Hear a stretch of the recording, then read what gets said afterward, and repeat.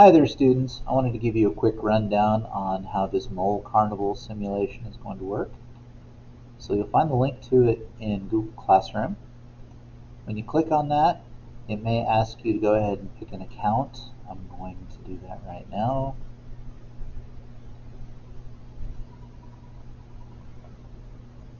It may not have you do that because you're accessing it right from Google Classroom. But what's going to happen is it's going to pull up this simulation right here, and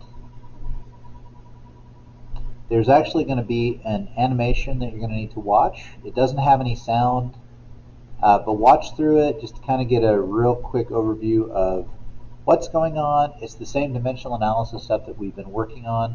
There is an answer to the first question on the paper, okay, this question right there in that animation, so you don't want to skip it.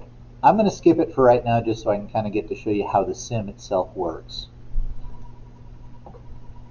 So once you're in the sim here, you can see that there's all of these little glowing dots, and you should have a total of 6 of them.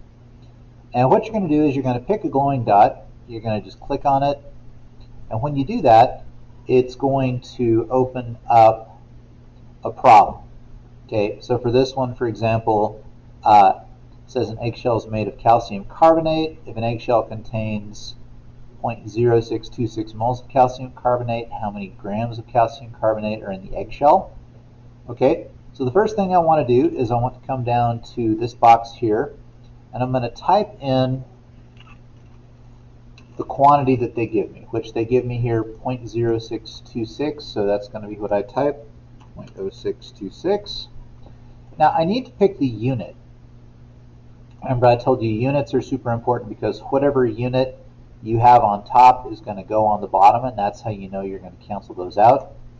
So the unit they give me here is moles of CaCO3, so I'm going to click this drop down. Now an important thing that a lot of people don't realize is that you can scroll in this drop down here, okay, to get more choices. So I'm looking for moles of CaCO3. There it is right there. So now what I want to do is I want to come up here and I want to look at my conversion factors to see if I'm trying to get from moles to grams. Another really handy tool that you have is this button up here at the top right. It's called Mole Map. It lights up where I'm at. So right now I'm starting with moles, and it tells me the path that I need to take to get where I'm trying to get to. I'm trying to get to grams, and that's mass. So it says here that I'm going to use a conversion factor where 100 grams of calcium carbonate equals 1 mole. That's just like the mole of chalk poster that you either just did or you're about to do. So that's going to help me track down the conversion factor I want. There it is right there, I believe. There's moles of CaCO3 to grams of CaCO3. So I'm going to drag it, drop it down here. Now, in order for this to work, again, I need to make sure that whatever unit I have right here, I'm not sure why it's not letting me draw. Whatever unit I have on top here, moles, is going to be the unit I want to have on bottom. So I'm going to hit this button right here to flip this factor over. And when I get the green box, that tells me that I've got the answer that they're looking for. Okay. So on my paper, what I'm going to do is I'm going to come to this section right here, and starting with given quantity and given unit, I'm going to write down what they gave me. My given quantity is 0.0626. My given unit is moles of CaCO3. And then I'm going to come over to this part here where it says final quantity and final unit. My final quantity is 6.27, and my final unit is grams of CaCO3. Now, if it takes you more than just one conversion factor to get where you're going, let's say that they had given me particles and wanted me to find mass. Well, you see there's no direct line from one to the other, but what I could have done is I could have converted from particles to moles using a conversion factor like that, and then there would have been a little button down here that says add conversion factor. And so I could have added a second conversion factor to get from moles over to grams. Once you're done with the problem, once you've recorded your info, you go back to the Carnival. You see that one has been checked off, so I'm going to go pick a different one. I'm going to kind of flip through these until I find one that gives me something in scientific notation. Perfect.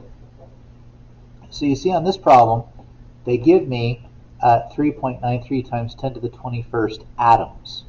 Now, since that's in scientific notation, there's a little window that pops up here that tells me different ways that I can record that. But in case you click close before you read it, let me just show you probably the easiest way to do it. You're going to do it kind of like your calculator does it. If it wants 3.93 times 10 to the 21st, what I'm going to type in is 3.93, and then I'm going to put a capital letter E, like your calculator does, to show that it's exponential, and then I'm going to put in the exponent, which is 21. Okay, and that would be atoms of aluminum. And so then I could go from there. Okay. Now, I hope that you haven't been copying down my answers, because it's going to give 6 random problems to every person. Okay, so yours may not be the same as mine. Let me jump out. Oh, it also gives you hints. That's sort of nice. If you're kind of lost as what to do, you can click hint, and it will give you a hint on what your next step ought to be. I'm going to jump back out of this. Once you finish the 6 dots that you've been given, it will ask you if you want to do some bonus questions. Tell it yes, because it's then going to give you 3 bonus questions, and you're going to do the same thing, only you're going to put the information for those down here. Now, because this is random, you might end up with 1 or more of the same questions you've already seen. That's okay if that happens to you.